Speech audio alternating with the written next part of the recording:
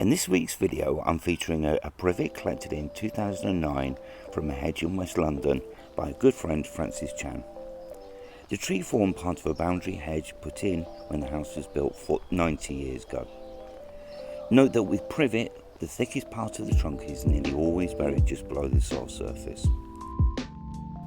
Having grown in London clay soil for 80 years, the tree was bare rooted before being potted up, and all unnecessary branches were removed.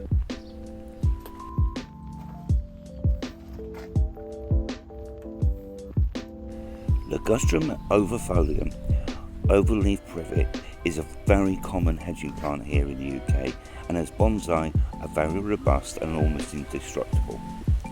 Native to Japan and Korea, they are very fast growing and a great subject for people learning how to handle development of bonsai for themselves.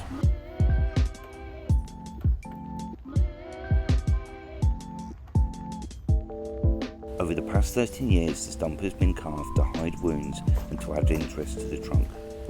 New branches have been grown and wired into position over many growing seasons. If you look at the progression images of the tree, you can see how the tree slowly improved step by step and year on year. By 2019, the tree had even started flowering. The stunning pot was made for the tree by one of my favourite potters, Victor Harris of Erin Pottery. It has an area of distressed clay on the front panel that picks up on the cavity in the middle of the dead wood of the trunk. The dead wood itself has been heavily treated with cyanacrylate or superglue to harden it. Privet wood is quite strong while live, but it can degrade in a short number of years after carving, so it's important to protect it. One point of interest with this tree is the stone that became trapped within the trunk of the tree in the years it was fattening up in the ground.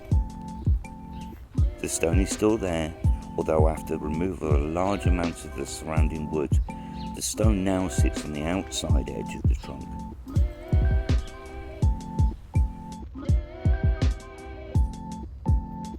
Privet react well to total defoliation, and once the branch structure has been set, carry out defoliation at midsummer and during the winter to increase ramification. In summary, privet are a great species with which to learn bonsai, as they are very fast growing and responsive to bonsai techniques.